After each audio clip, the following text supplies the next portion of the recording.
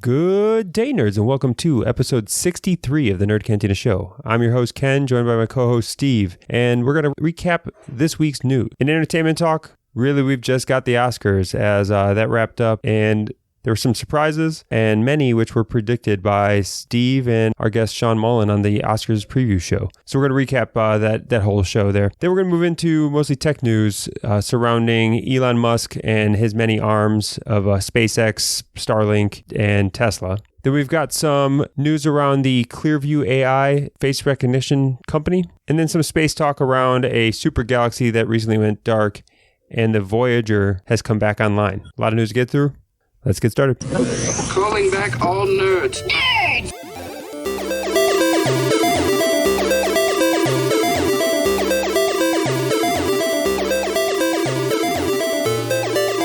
All right, and welcome back, nerds, to episode 63. And let's just jump right into some entertainment. First piece of entertainment that I wanted to highlight was, before we get into Oscars, a non-Oscar worthy movie. And there's, I think, some controversy between your opinion, Birds of Prey, and a lot of critics. Nobody went and saw it.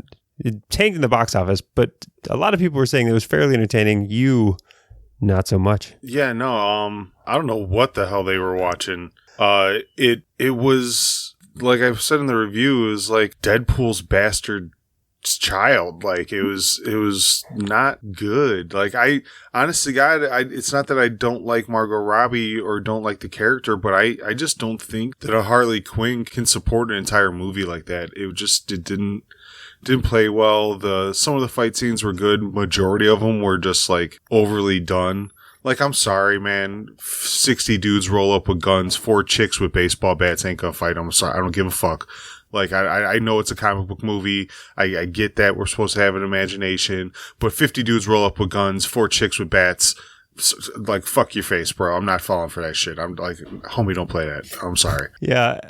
I mean, I think in knowing that expectations were low for you and that you still felt that, because everybody, we talked about it back when like the trailers came out. The trailers looked like it was going to be a mess. And my only hope was that it was just going to be so outlandish. It was just going to be entertaining to watch. That's what they tried to do, but it didn't come off like I said in the review too, where Deadpool comes off clever. Harley Quinn came off campy. It was just like, yeah, I don't know. You know, I didn't like it. And I understand a lot of people did, but I really think that when nerds love something, they are willing to overlook a lot of bullshit in order to keep loving what they love. Like, they do it with Star Wars. They do it, with all kinds of different properties. Like, you need to hold your favorite franchise accountable to their blunders. Like, you can't just give them free passes, because then they're just going to put out more and more shit. Like, you have to be able to hold your franchise accountable to put out quality. And I think if a lot of people suspended their disbelief. To me, too, the wardrobes were shit. Like, that confetti jacket, like, all, like, the original Harley costume from Suicide Squad was a cool looking costume. Every outfit she wore in this movie was just trash. Well, I think, again, there was a little bit on the Facebook group, a little disagreement there. Overall, critics definitely didn't have as negative opinion. I think nobody considered it a great movie. I think everybody that disagreed with me on the Nerd Cantina group still hadn't gone and seen the movie yet. I didn't see anybody comment in the group that was like, no, I went and saw it this weekend. I don't know what you were watching. Like, or I totally disagree with you. Everyone was just like, oh, I heard it was good. Like, well, yeah. Fuck what you heard. I'm here to tell you. Like, yeah, and it only made, I think, $33 million in the box office in opening weekend, which is an utter failure for a DC property. And that is with like early critiques coming out in the positive. Yeah. Yeah. Like, I'm sorry, it was a borderline bad movie. Like I said, we went in with low expectations. It met the low expectations. Well, somewhere like 5 months from now, when it's available to me to watch it, I'll give my opinions, but it's definitely nothing that I'm going to rush to the theater to see. So let's move on to actually quality movies, and start just kind of recapping a little bit of what took place over in the Oscars. Some surprises across the board that surprised everybody.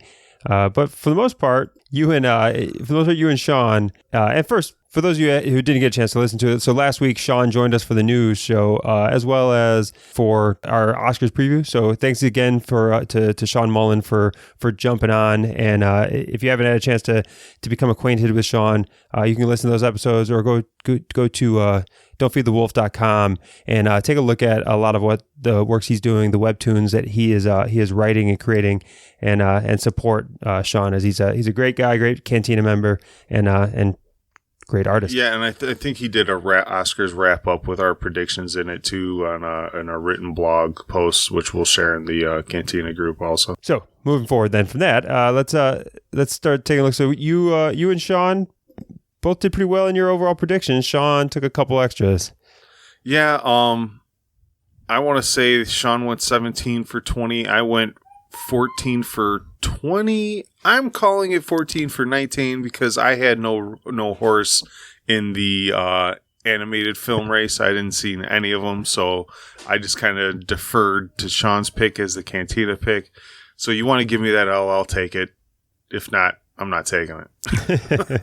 And I had pretty much zero picks because I don't know enough. This is why we needed Sean to join the show, because I definitely couldn't support a show purely on Oscars. Even though I've seen a fair amount of movies, I haven't seen some of the major movies that were coming out of this. I think this is probably the year that the most Oscar movies you've seen in a year. This is probably actually the most movies you've probably seen in a year in your entire life, to tell you the truth. Yeah, that's very possible. Yeah, I definitely don't get out and see very many movies, but because of doing this show over the last year, it's made me at least want to check out some movies. So many good movies came out in 2019. I think that it's a testament to the quality of film also. You know, the way it shaped out is, you know, the big winners were kind of predicted. I think 1917 was expected to dominate and probably take the most awards, and I think his predictions had it slightly above. In the end, they ended up with 3, Joker with 3, and the big surprise was Parasite with 4. Yeah, so that's where the discrepancies come in. Is we did not see the Academy Awards giving Parasite as many as it did.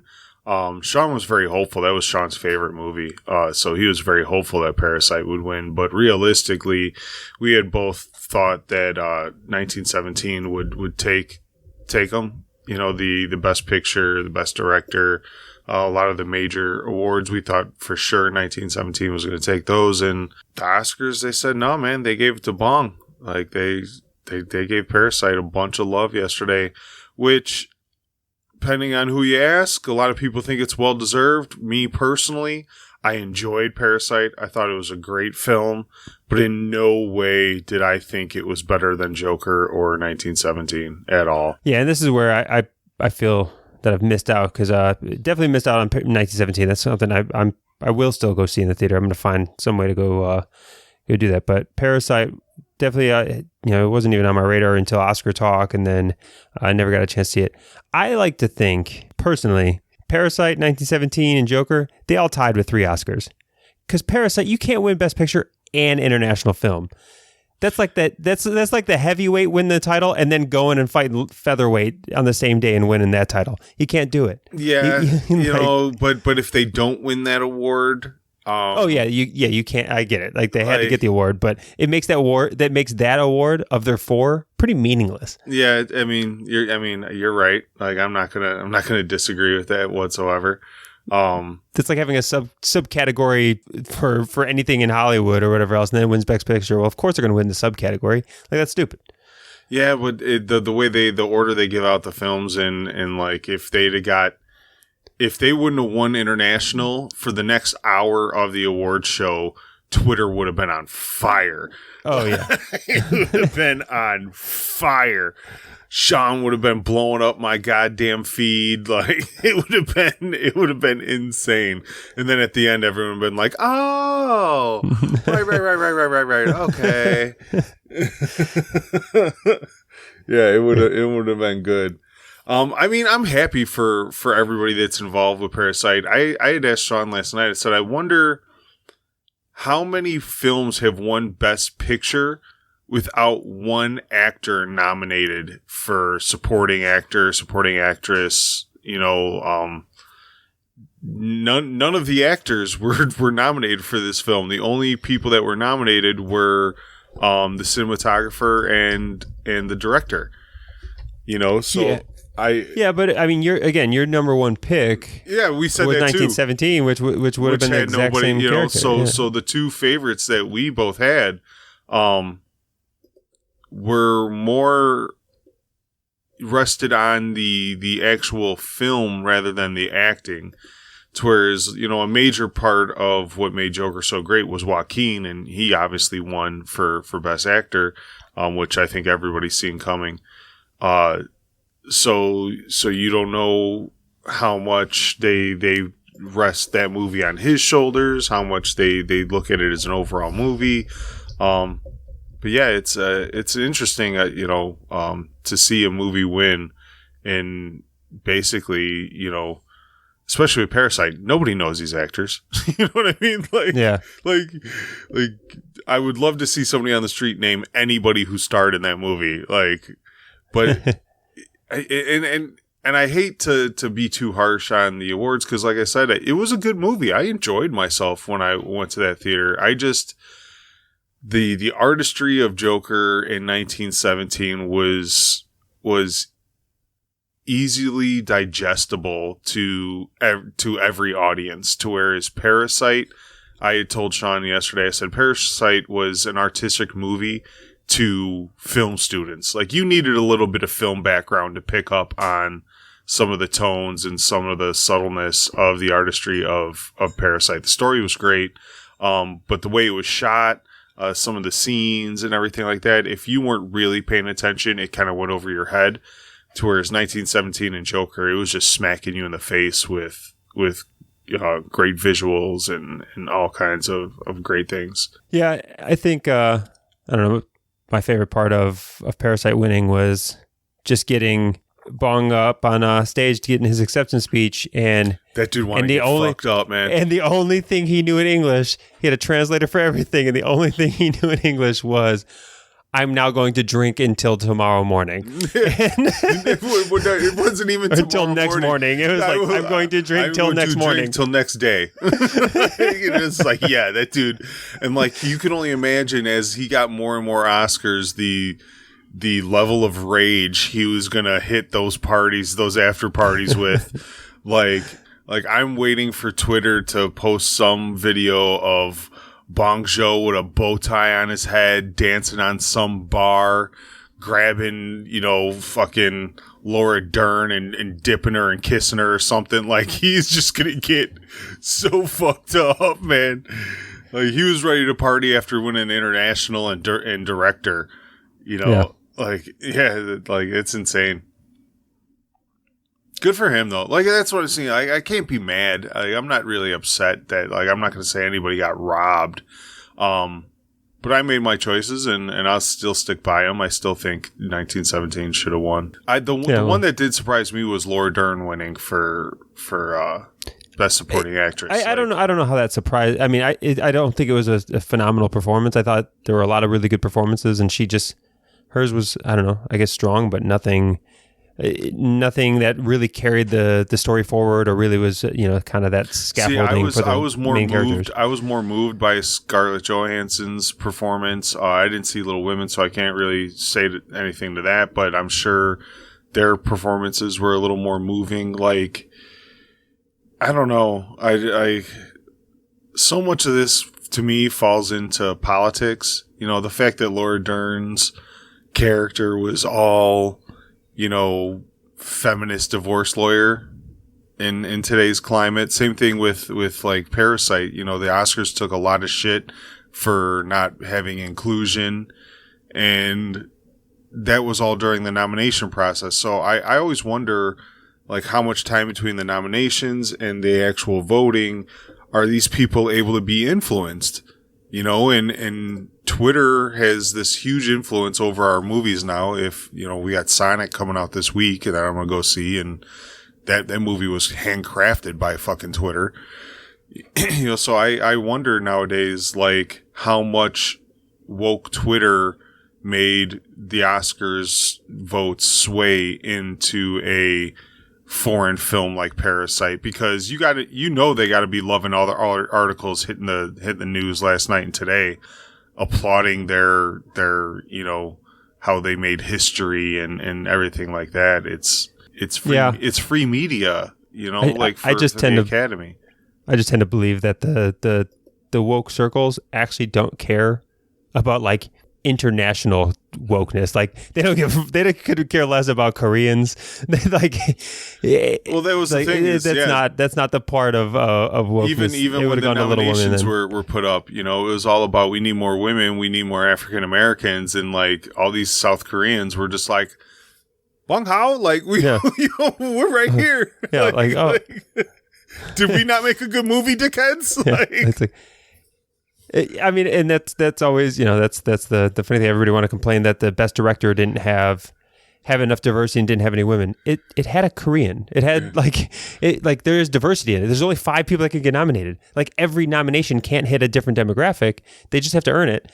And it was given to a Korean who did a foreign film not in English and won the best director. But that is not the diversity that people are asking for. Yeah, Asians are the minority. Like when they can be championed that benefits other minorities, they'll be championed. But other than that, they're like default white. Well, I mean, it kind of makes sense because you can't spell Caucasian without Asian.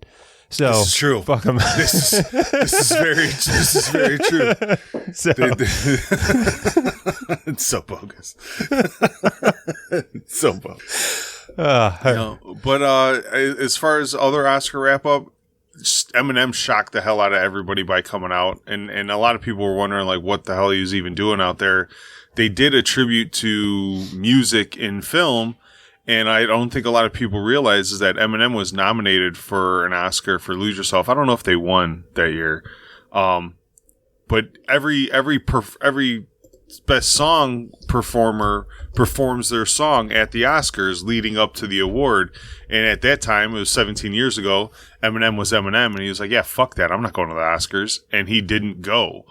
So this was like him being a grown man and being like, all right, I got a new CD out. I'll come perform at the Oscars and finally do Lose Yourself 17 years fucking later.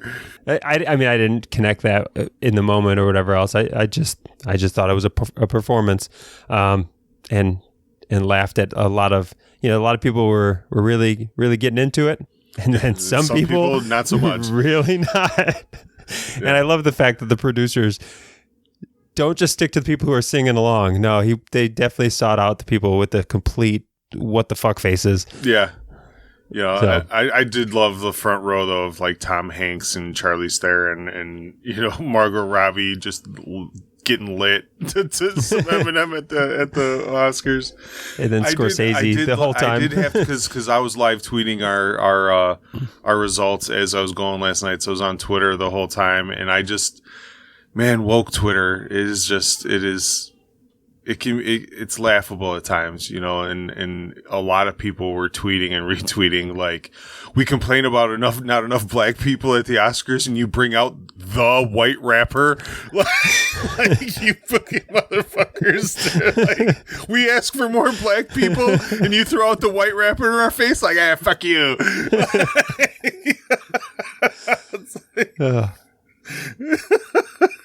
It's like, come on, like, they're guys, not wrong. Like you can't. They're not wrong. They did do that that mid-show wrap up, like I guess you'd call it. I think the guy's from Hamilton, and he did like a basic freestyle that he had to have wrote right there on the spot because he just announced all the previous winners and stuff like that. Unless, like we said, this is all rigged and he had a week to work on it. Yeah, I don't know how much more you want to get into Oscars here. No, I think there's some speeches and things we were watch them on YouTube, but we don't need to talk about speeches. I don't need to regurgitate any of that. Just everybody go plant-based. Join me in my plant-based endeavors. How did Joaquin put it? We're all sapiens, like sentient beings. We're all sentient beings. So stop artificial inseminating other sentient beings and stealing their calves. I'm sorry. I'm gonna have a burger later. I don't care. There's a reason why I'm like only allowed to call myself plant-based and not vegan, because I'm not vegan because I just don't care about like these things. Like it's not about, I guess, the animals. I mean, I will say, like, I'm not for factory farming. I'm not going to champion factory farming. I'm a big believer that artificial meat one day will revolutionize the food industry in the next 10 years. Like, I really do. I've listened to a lot of podcasts on artificially grown meat and how it's going to change the way we look at farming and things. But at the same time, man, like, yeah, that, like, he's bought that life. Like he's bought that life. He's consistent. Like I said when we were talking last night, he's nothing if he's not sincere. Like I think he's genuinely is passionate about these things. Like, I mean, he left the Golden Globes to go to a protest for animal rights that night, like still in his tux from Golden Globes. And I do like how he admits that, like I've been an asshole. I've been a flawed man. Like, I understand that a lot of you can call me a hypocrite if you want, like, but I'm older now and I have different values than I did when I was younger. That's where like it probably should have stopped. Like if he had a speechwriter, it would have been like, all right, like end your message where you talked about how like racism, veganism or whatever else, human rights, animal rights, all this stuff is all just based off of love and based off of humility. Dim the lights at the piano. End it. Dim the lights at the piano. But like then he went like Donald Trump off script, like stopped reading from the teleprompter and just full covfefe. And then all that anybody's going to remember is him, talking about cows being sentient beings and stuff like that. Yeah.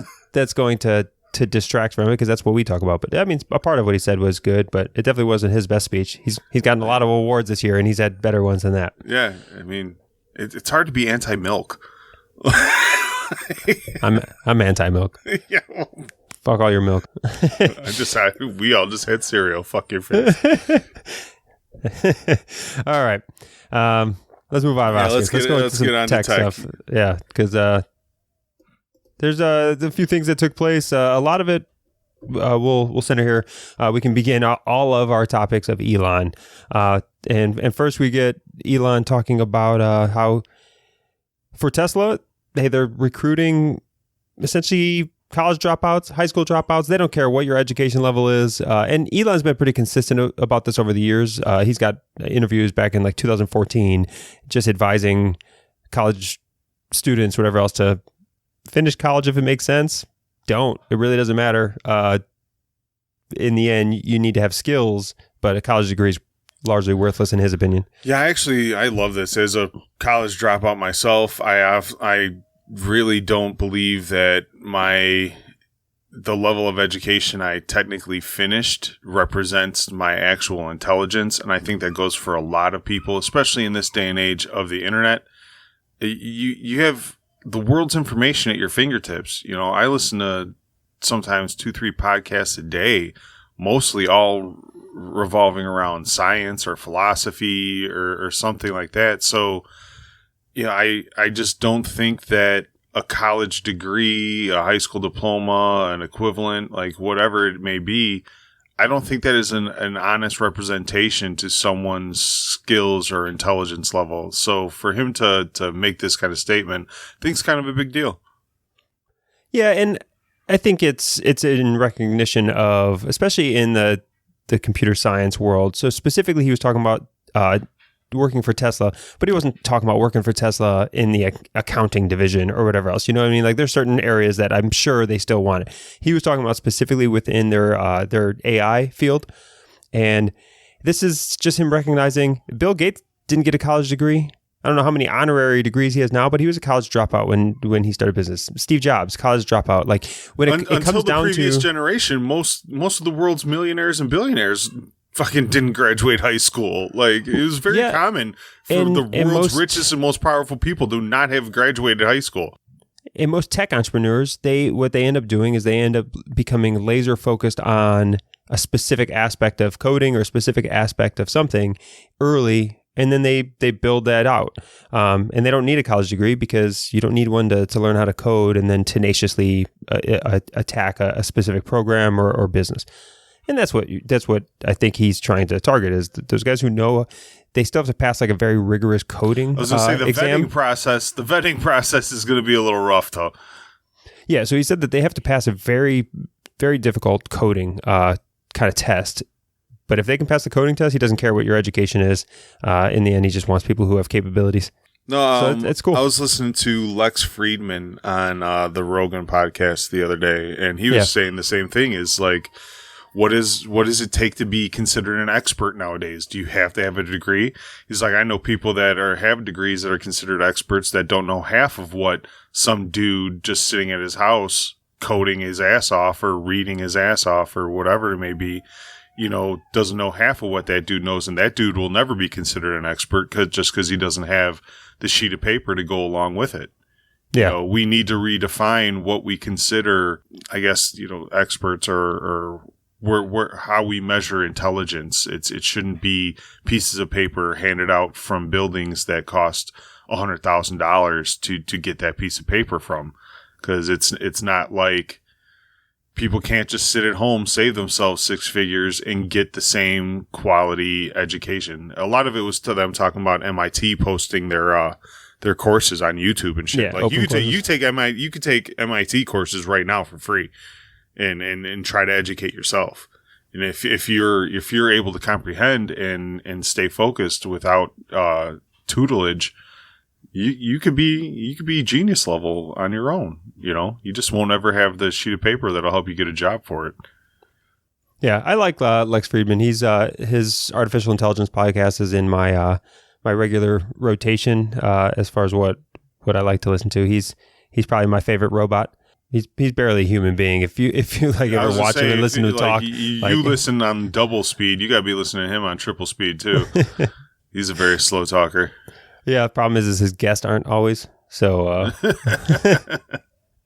so you still gotta stay with. From what he said too, he's had a lot of good guests. I'm gonna have to go back and check out some of his back catalog because he's had a lot of good people on there.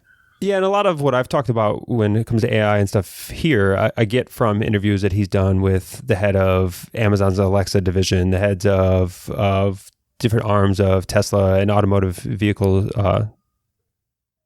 trucking companies and other things that he interviews.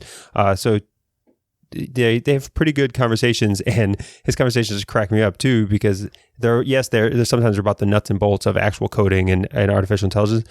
But a lot of it is just super philosophical thought on, what are the ethics of robotics and the ethics of automation and general intelligence and stuff. So it's good to know that people making these things actually have those considerations, because they need to be taken into account.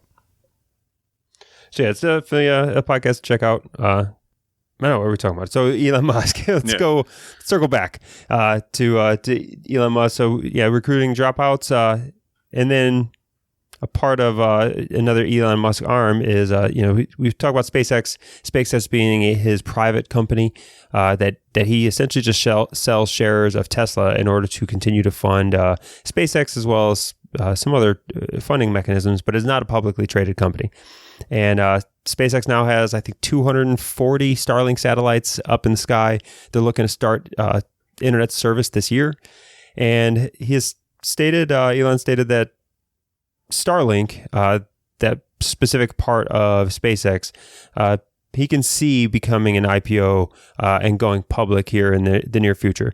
And it makes complete sense. He keeps SpaceX to himself because he doesn't want shareholders in a boardroom dictating his space plans, which is completely understandable. I totally agree with his stance on that.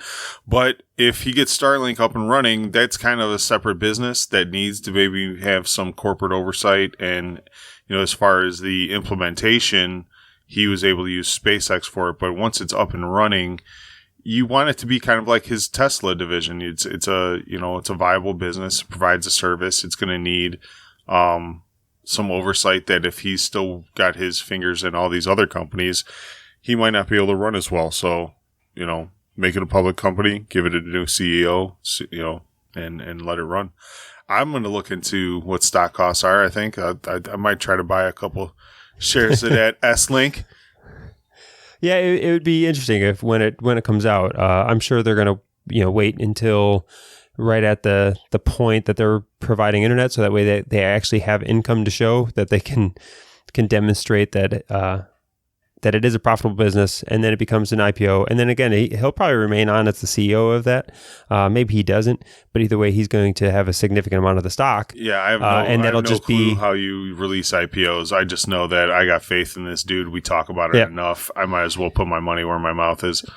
It'll just be another arm for him to accumulate significant wealth to sell off shares in order to fund SpaceX. As SpaceX itself, he says, will, until they are ferrying people to Mars at a regular rate, he said he will never make that company public.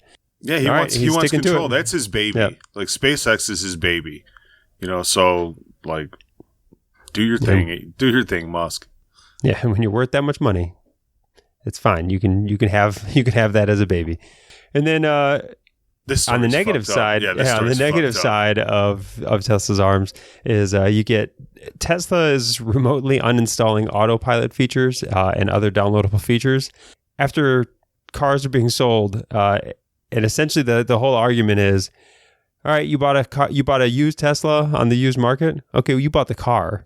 You didn't buy the programming. That person bought the programming.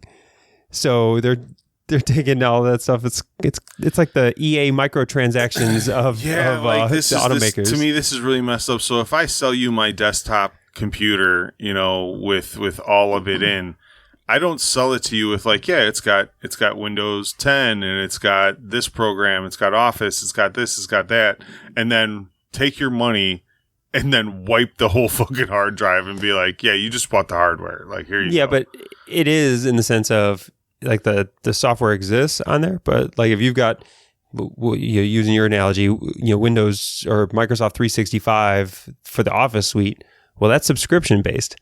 Yeah, so but when you get in there and I log out, you're not logged in. You're telling me my 4-wheel drive is subscription based?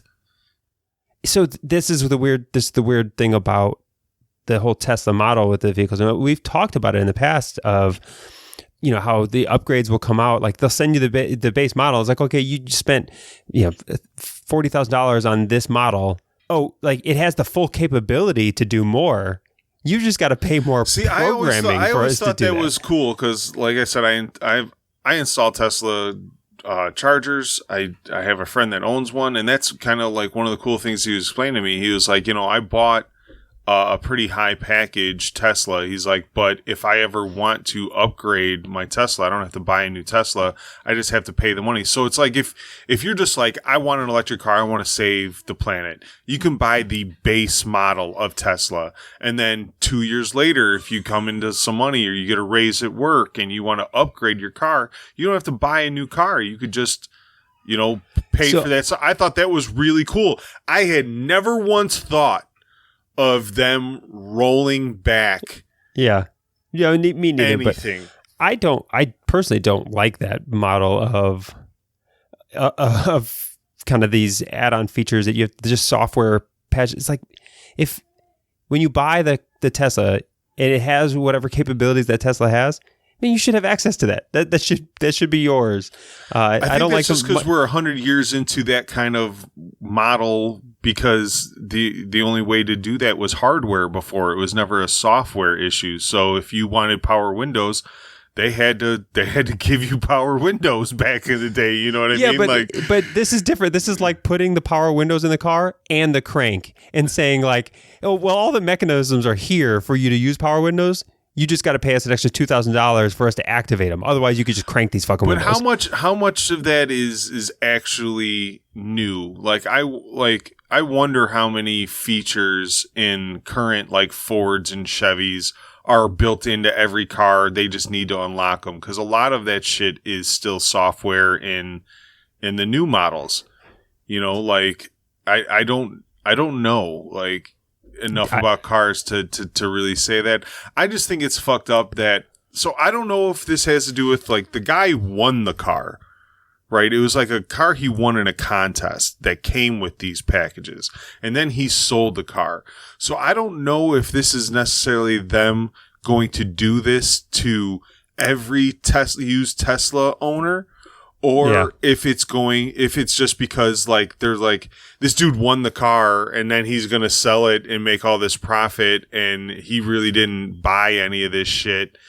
Like, so to me, I'd be okay with it if it was that scenario where like this dude had a gift and he's just trying to profit off of Tesla and that's not in our terms of service. But to me, if one owner pays for the light speed or whatever, it should be bound to that car permanently, you know, like, cause then they have to regulate used Tesla sales. So Tesla sales can't be from owner to owner. Like, you want to sell your Tesla, you got to bring it into a used Tesla lot and sell it back to them at the base price, or you sell it to Tesla, get your money.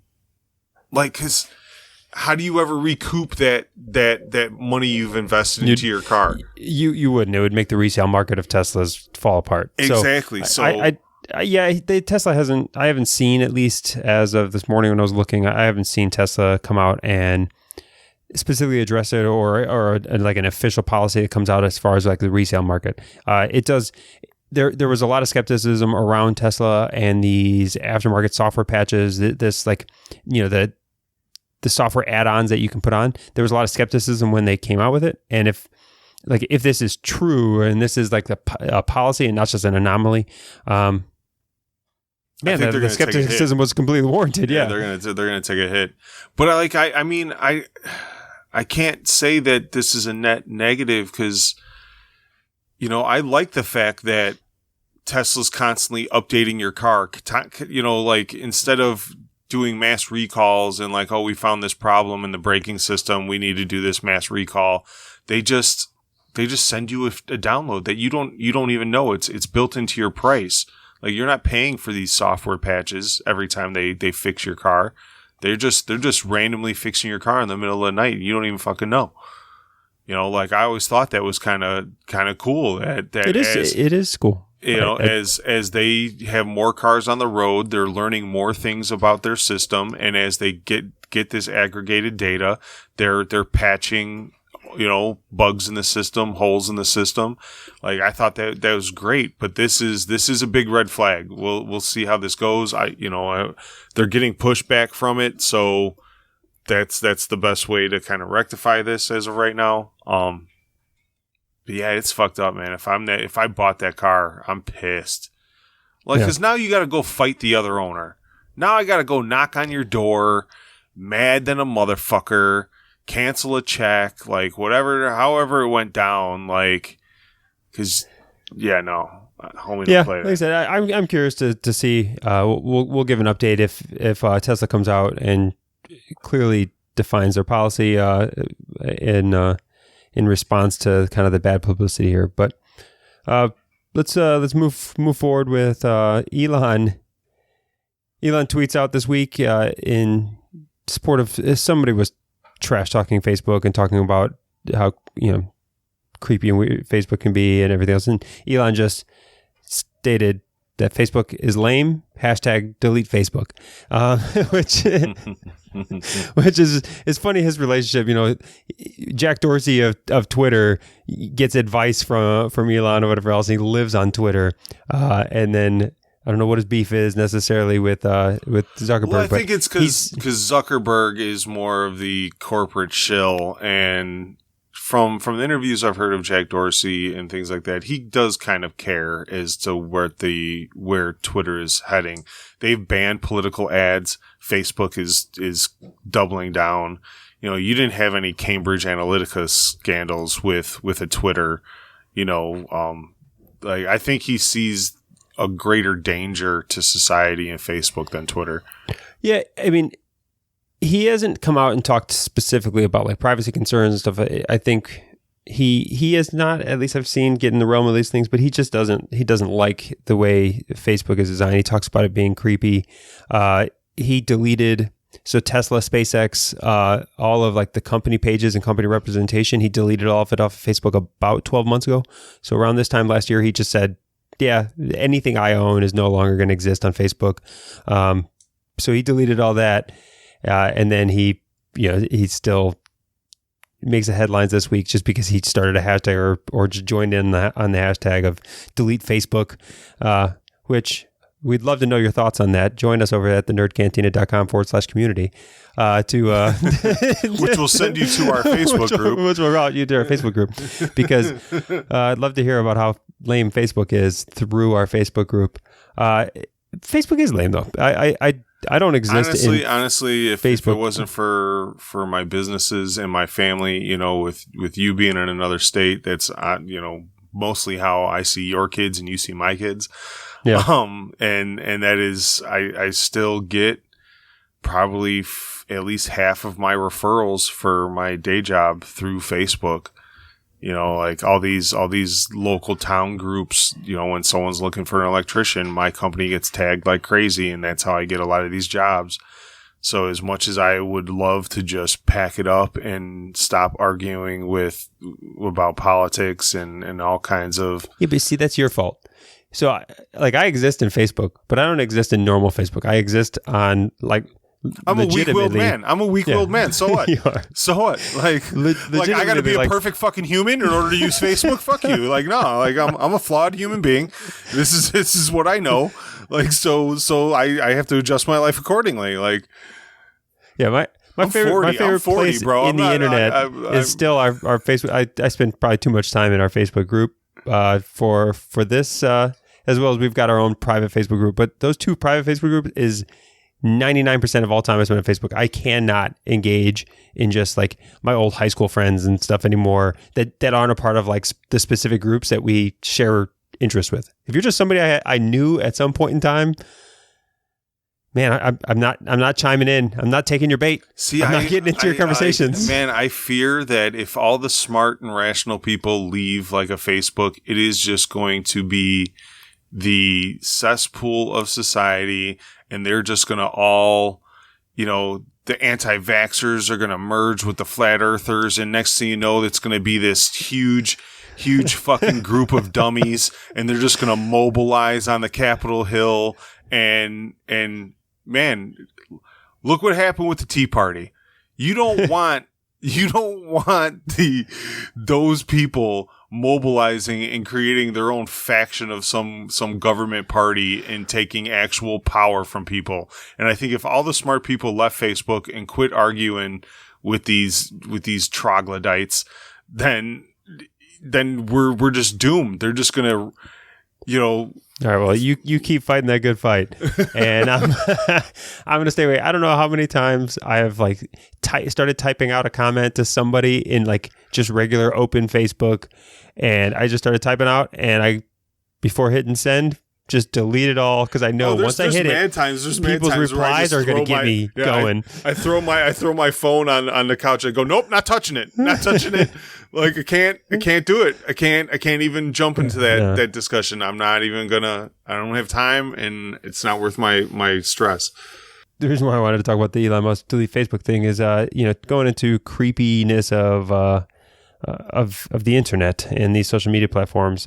There was the first time. So Clearview AI is a company that's been driving a lot of this facial recognition software. We've been talking over the last probably 3 weeks. We've had a couple different stories on cops and everybody else using facial recognition. Clearview AI is what's driving that. That's the company that's providing these databases. And their CEO, who's a 31-year-old, I'll just call him a weirdo. I don't know.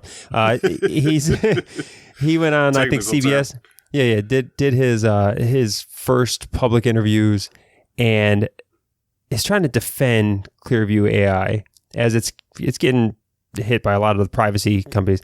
And he made a case that Clearview AI has a First Amendment right to scrape all of your profiles on Facebook, Twitter, LinkedIn, YouTube, wherever your face happens to be, that is public information, that is public domain information, and he has a First Amendment right to scrape it and database it all he wants.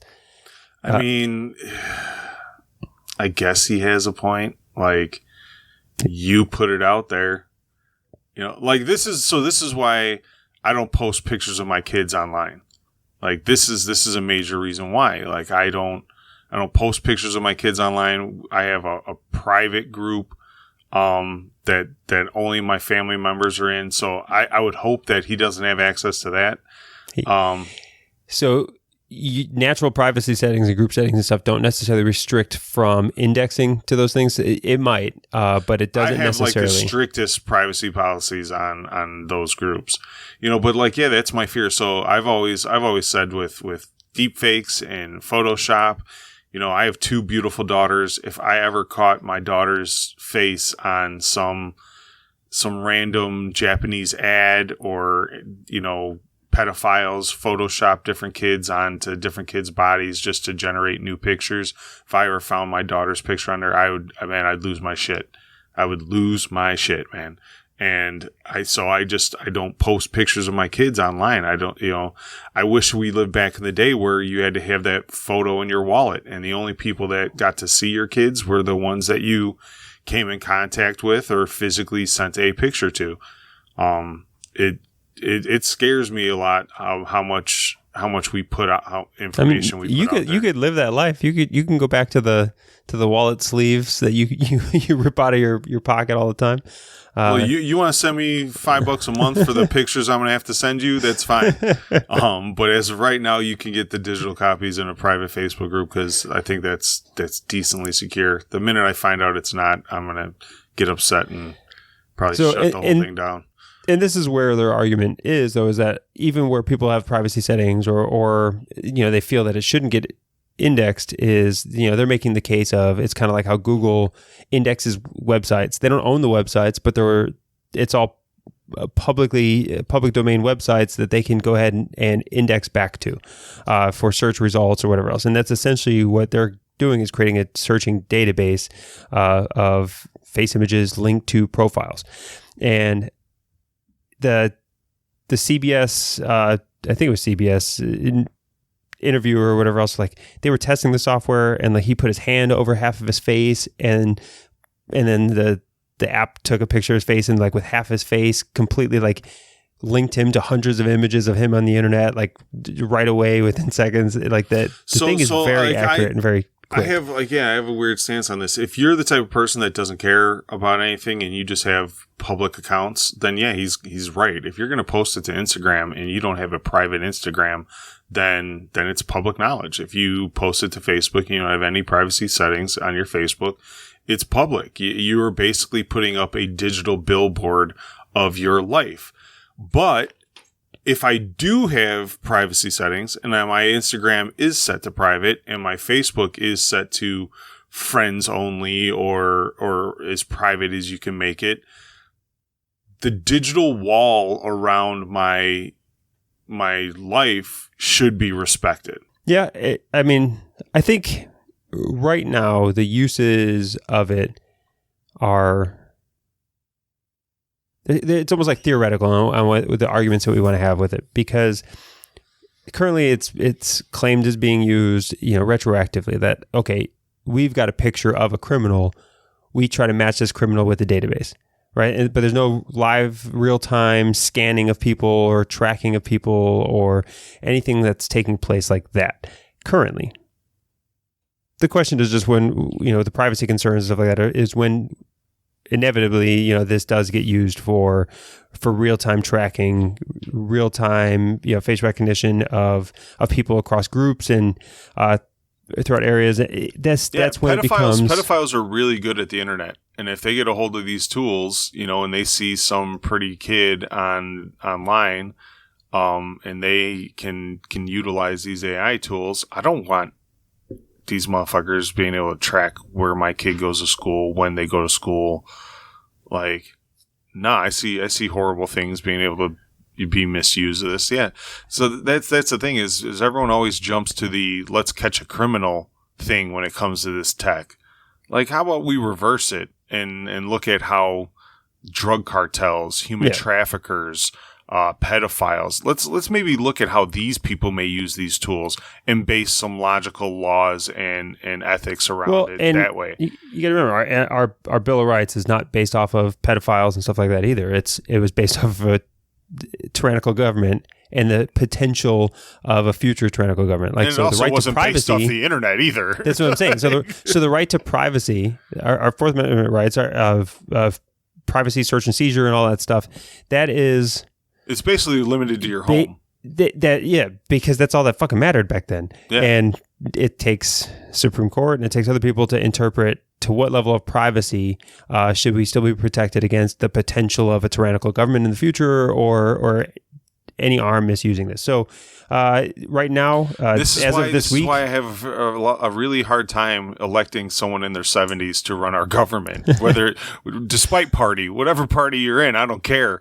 But let's stop, voting in grandma or grandpa because we feel safe with the experience of these lawmakers. Like, nah, man, we need people that recognize these problems in our government to bring these issues up and really spearhead how to figure out where we draw our lines as a society.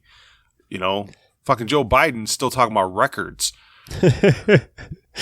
Well, yeah, I mean, politics aside, I think we will hopefully see this go to court. We had about 2 weeks ago, I think Twitter filed a cease and desist letter against Clearview AI, and then this week, Google, YouTube, Venmo, LinkedIn, they've all filed cease and desist letters, and we'll see if Clearview AI presses this to their legal team is supporting them now. I see a lot of these companies realizing that we're hitting to a point where people are just going to say, "Yeah, no, fuck it, I'm deleting Facebook. Like, this is too much for me. Like, you guys are making hundreds of millions of dollars off my data. Now you're taking my pictures and facial like." Yeah, but it's kind of like what we go back to our Cory Doctorow time a lot, but even Cory talks about, yeah, okay, cool, you could delete Facebook, and you want to know where you go? You go to Instagram. Yeah. It's Facebook. It's still Facebook. Like, in the end... I've met a few people recently who have no social media presence whatsoever, and it's because of shit like this. They were on it at one point, and then at another point, they were just like, yeah, no, fuck it. Like, I'm not about this life. This is horrible. And they left and they haven't gone back. And I commend those people. I really do. Yeah, it very well may get to a point where I have the same philosophy. Just not there yet. But like I said, we'll see if the courts step in, come up with some rulings, and then maybe this conversation or this fight between the big tech companies and Clearview AI drives the courts to clearly define what is private, what is public domain, and what can be scraped here in these cases. Yeah, we'll see. All right, and then we got a little bit of space talk as we're coming up here on our end time. But first one is there's the headline was that the scientists are confused about a super galaxy going dark, and this monster galaxy that is incredibly old. So.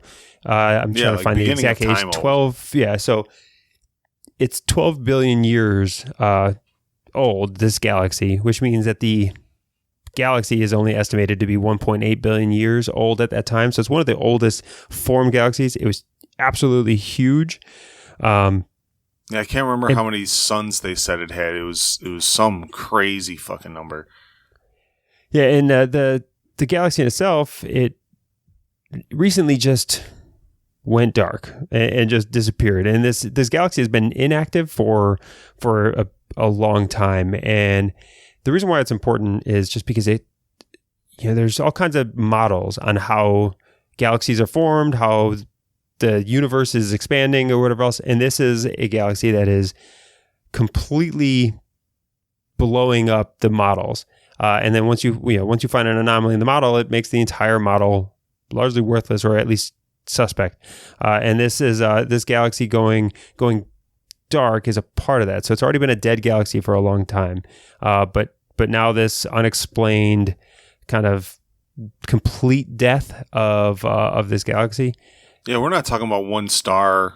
We're not talking about a cluster. We're talking like, if just an entire country just vanished, like just up and was just like, and we're gone. Like they can't figure it out, and like we take certain things we know about space for constants, and we base a lot of our current projections and current theories and hypotheses based off those constants. And I think this is rocking the boat in that a little bit for these guys. Yeah, so definitely an interesting story in itself, just because it's anytime the scientific community is completely thrown off, I find it interesting. Oh, yeah, it's fascinating. And we'll see if they're able to determine whether, I don't know, it got consumed by a black hole that was active within it. But again, I think it was 1,000 suns worth of our suns in this galaxy. So yeah, aliens defies all models. It's fucking alien civil war. A billion light years away. We just don't know. And then the last story here, still in the space world, is we get Voyager 2 is fully back online after it had to go offline essentially due to some like self-correcting maintenance that it needed to do. The reason why this is nuts, I had to refresh my memory on what Voyager even is. And these things were shot up in 77. Yeah. Yeah. You know what I mean? Like it amazes me. Before modern computers, what NASA astronauts were putting out and capable of doing back before I was born, before we were born, sending out Voyager 1 and 2, which now they are at 11.5 billion miles from Earth, and still chugging along. They're operating. And that was the thing is, when it went offline, everyone thought like, okay, well, it's done. Well, even if it's done, it sent us a lot of good pictures. Everybody was like celebrating the information we got from it, and was like, all right, that'll do, pig, that'll do. And like, no, a few months later, like we find that we were able to fix this thing from 11.8 billion miles away and get it back online, and it's up and running again. Like, just think of the flood Indian call centers for Comcast customer service. Like, you can't even get Linda to reset her router properly, and we got this satellite floating 11.8 billion miles away, and we're able to remotely fix that motherfucker. It's amazing to me. Like, this was really cool. Yeah, it is cool. And even when if you ever care to even learn more about the program, even just down to the way it's being powered, that it's just a plutonium core that's in there that's just decaying and creating thermal energy, and it's powering off the thermal energy. So this thing is getting weaker and weaker as it gets further and further away, because it's plutonium is just half-life. It's all half-life. It's just wearing out, and it's less and less potent. So the scientists are constantly having to make decisions to turn off certain systems that are power consuming and whatever else, and it's constantly coming on and offline, and different testing things are coming on and offline. And it takes, currently at its distance from Earth, it takes 17 hours one way for a communication to get to it. So for them to turn off a system or to get a status update or get any data, it takes 17 hours to receive it. Yeah, they hit the enter 17 key, hours. Like, all right, see you tomorrow. See you tomorrow. So yeah, it's a really interesting program that, again, blows my mind that they did that in 1970s technology, and this thing is still going. That thing's going to crash land one day and take out Krypton. That's how it goes. Nuclear core from a Voyager 2 lands on a red sun planet. Both Voyager 1 and Voyager 2 have gold disc like vinyl records, gold vinyl records that have 1970s pop songs on it. Like it's like a welcome to other aliens in like 15 different languages. This is music one. Yeah. there's like 15 different languages with like a welcome message or whatever else, or some kind of message from humanity to whoever discovers that. Ni hao, hope we didn't fall on your house.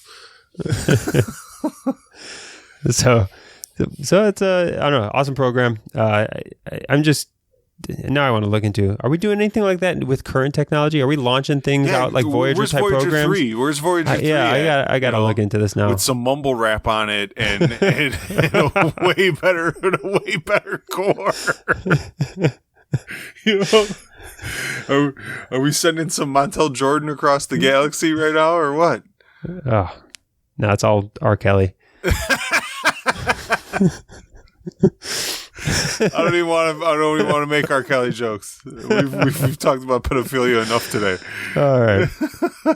Well, that seems like a great place to end. Yeah. So thanks again, nerds, for listening to episode 63 of the Nerd Cantina Show. As always, we're going to plug, join us over in the community over at the nerdcantina.com/community. It will take you to Facebook.